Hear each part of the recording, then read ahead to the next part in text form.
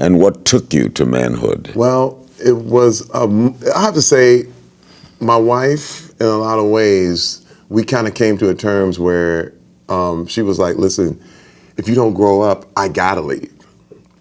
And I was like, it was that rock bottom. It was that bottom that you hit that you're like, I gotta change. Wait a minute. You say that it didn't happen for you until you got in touch with your feminine side. Yeah. Explain that. Well, Larry, as most guys are, the NFL, the whole thing, you're the manly man, you're tough, boys don't cry, we're hardcore. But the problem is the Marlboro man always ends up alone.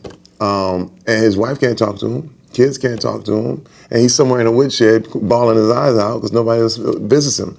And my thing was, I was like, whoa, I have to soften and experience empathy.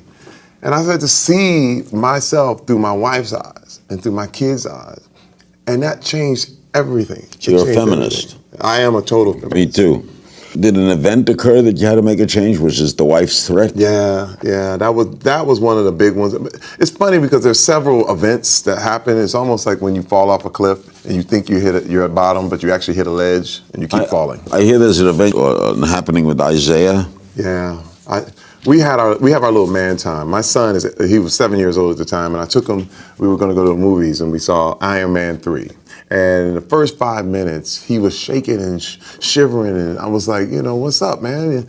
And he just couldn't watch. It was so explosive and all this stuff. And I was like, you want to go outside? You want to leave? So we left, and we go in the lobby, and I said, hey, man, are you scared? He's like, no, I'm not scared. I'm not scared. And I was like, no, it's okay. I said, Daddy gets scared sometimes. I said, are you scared? He said, yeah.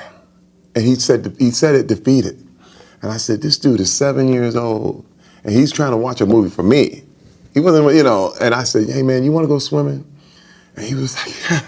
Oh, and I said, let's go home. Let's go swimming. I said, we don't have to watch this anymore.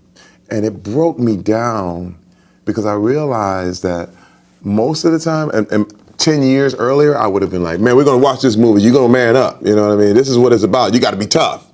And I would have handled that totally different. And it made me see, now I understood.